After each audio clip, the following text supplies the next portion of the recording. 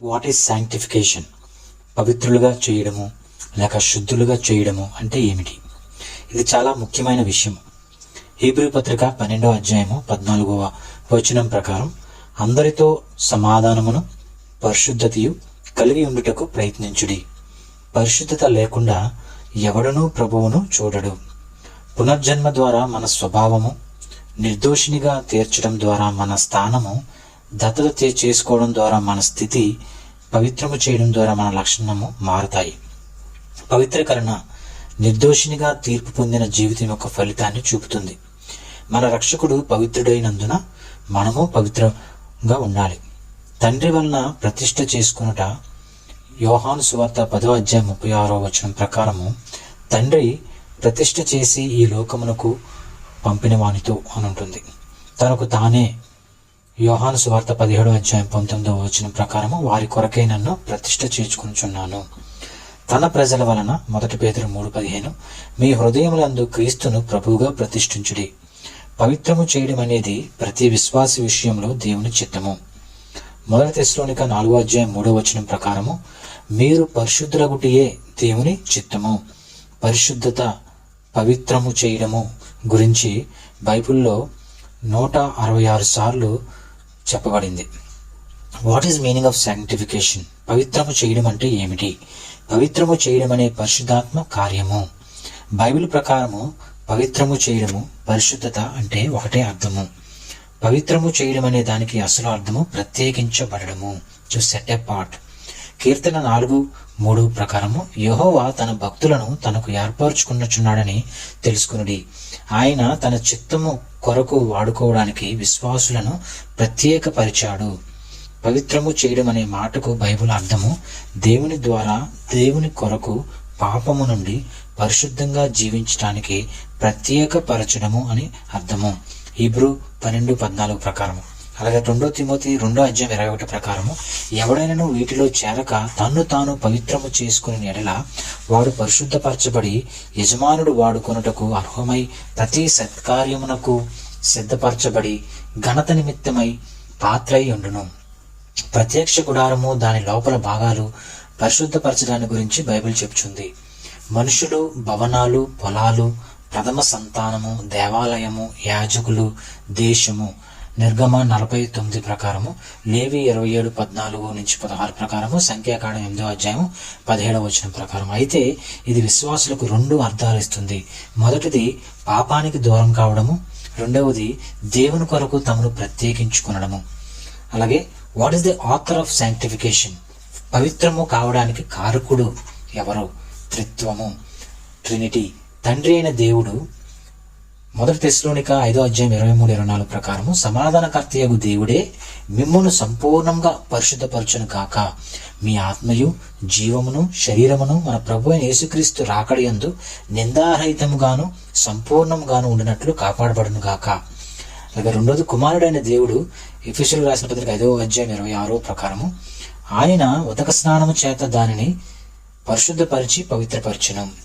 అలాగే మూడోది పరిశుద్ధాత్మ దేవుడు గురించి 2 తెస్సలోనిక 2వ అధ్యాయం 13వ వచనం ప్రకారము పరిశుద్ధపరచుట వలనను రక్షణ పొందుటకు దేవుడు ఆది నుండి మిమ్మల్ని ఏర్పరచుకునేను. అలాగే మూడోదిగా పవిత్రీకరణ జరిగే విధానం ఏంటి? What is the means of sanctification? మనం ఎలా పవిత్రులవుతాము? మొదటిగా మనం ఎలాగా పరిశుద్ధపరచబడతాము? ఎలాగా అంటే మొదటిగా మనము దేవుని వాక్యం వలన, యోహాను సువార్త 17:17 ప్రకారము సత్యమందు వారిని ప్రతిష్ఠ చెయ్యము, నీ వాక్యమే సత్యము. పవిత్రము కావడానికి ఎక్కువ సమయం దేవుని వాక్కుతో గడపాలి.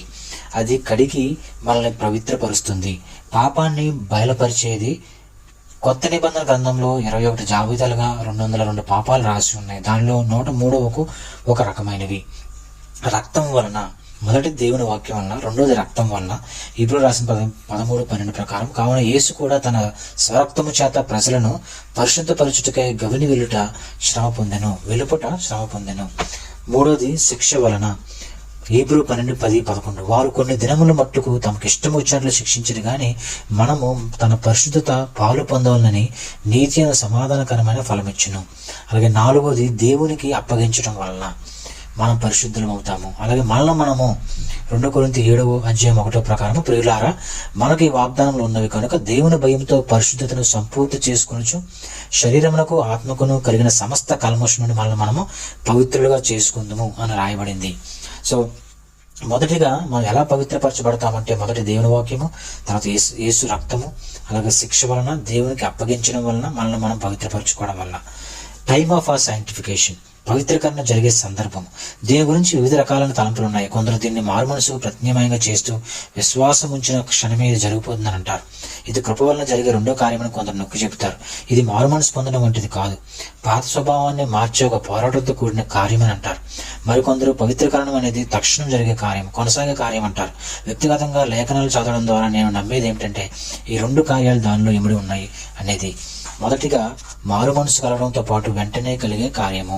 1 కొరింథీ 6:11 ప్రకారం, మీలో కొందరు అట్టివారే ఉంటారు గాని ప్రభువైన యేసుక్రీస్తు నామమును మన దేవుని ఆత్మయందులో మీరు కడగబడి పరిశుద్ధపరచబడిన వారే నీతిమంతులుగా తీర్చబడిరి. పవిత్రీకరణ అనేది కడగడము, నిర్దోషిగా తీర్చడము అని జరిగిపోయిన కార్యమని ఈ వాక్యం చెబుతుంది. మూడవదిగా కొనసాగుచున్న కార్యము. యాకోబు 1:22-25 ప్రకారము, ఇది ఒకడు అద్దంలో చూచుకొని తన మురికి మచ్చను గుర్తించి వెళ్లి కడుక్కొని ఒక మనిషికి ఉదాహరణగా ఉన్నది. అద్దము మన పాపాన్ని మనకు తెలియజేసే దేవుని వాక్యము. మనం దానిని ఒప్పుకొని విడిచిపెట్ట బాధ్యులమై ఉన్నాము. మనలో ఉన్న క్రైస్తవ వ్యతిరేక లక్షణాలన్నీ పరిశుద్ధాత్మ దేవుడు ఒకేసారి బయలుపరిచాడు. ఇది బహుగా అధైర్యపరిచే కార్యం. చివరికి ఇది నిరాశకు నడిపిస్తుంది. ఒక విషయం మనకు బయలుపరిచిన వెంటనే కడుక్కోవడాన్ని ఆశించాలి, పవిత్రపరచుకునే కార్యము కొనసాగించాలి. మూడవదిగా సంపూర్ణంగా పవిత్రం చేయడము, అంతిమ పవిత్రీకరణ. 1 తెస్సలోని 5:23 ప్రకారము, సంపూర్ణంగా పరిశుద్ధపరచును గాక. ప్రభువైన యేసు క్రీస్తు రాకడ యందు ప్రతి అవయమును సంపూర్ణంగా పరిశుద్ధమవుతుంది. శరీరము, జీవము, ఆత్మ ఒకరోజు ఒక కృప కూడా పోగొట్టుకోకుండా సంపూర్ణంగా పరిశుద్ధపరచబడతాయి. మన శరీరంలో సంపూర్ణ మార్పు కలుగుతుంది. అప్పుడు మనము ఆయన వలె ఉంటాము. 1 యోహాను 3:2 ప్రకారము సంపూర్ణత, పరిశుద్ధత మనం పొందుతాము. ఒక అద్భుతమైన రోజు అది. పౌలు ఫిలిప్పీ 3:12 రాయబడింది, సంపూర్ణ సిద్ధి పొందితినని అనుకోవట్లేదు గాని దానిని పొందు నిమిత్తము దాని కొరకు ఎదురు చూచి ముందుకు పరుగుతున్నాను అన్నాడు. రీజన్ ఫర్ అవర్ సాంక్టిఫికేషన్, మనలను పవిత్రులుగా చేయడానికి కారణాలు ఏంటి? యోహాను సువార్త 17:19 ప్రకారం, వారును సత్యమందు ప్రతిష్ఠ చేయబడినట్లు వారి కొరకే నన్ను ప్రతిష్ఠ చేసుకొనిచున్నాను. యేసుక్రీస్తే తనను తాను పరిశుద్ధపరచుకుంటే నిశ్చయంగా నన్ను నేను పరిశుద్ధినిగా చేసుకోవాలి. అలాగే 4వది రిజల్ట్స్ ఆఫ్ సాంక్టిఫికేషన్, పవిత్రులుగా చేయడం వలన కలిగే ఫలితాలు ఏంటి? క్రీస్తు ద్వారా సంపూర్ణత, పరిశుద్ధత అనే ఫలము. పరిశుద్ధతను గురించి మీ ఆత్మలో భారం ఉన్నదా? పవిత్రతను గురించిన భారం ఉన్నదా? క్రీస్తు వలె ఉండాలనే ఆశ ఉన్నదా? దేవుని కుమారుని స్వరూపంలోనికి మార్చబడాలనే పెనుగులాట ఉన్నదా?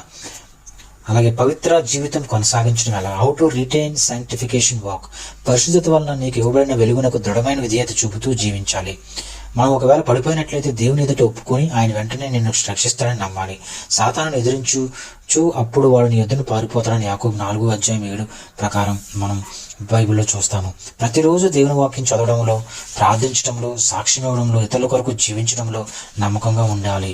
ముగింపుగా, పవిత్రీకరణ నిశ్చయంగా మరణాంతర స్వాస్థ్యమును ఇస్తుంది. అపోస్తల కార్యములు 26:18 ప్రకారం, వారు చీకట్లో నుండి వెలుగులోనికి, సాతాను అధికారంలోని దేవుని వైపుకు తిరిగి నా యందలి విశ్వాసము చేత పాప క్షమాపణను, పరిశుద్ధపరచబడిన వారిలో స్వాస్థ్యమును పొందినట్లు వారి కనులు తెరచుటగా నేను నిన్ను వారి యొద్దకు పంపెదనని చెప్పాను.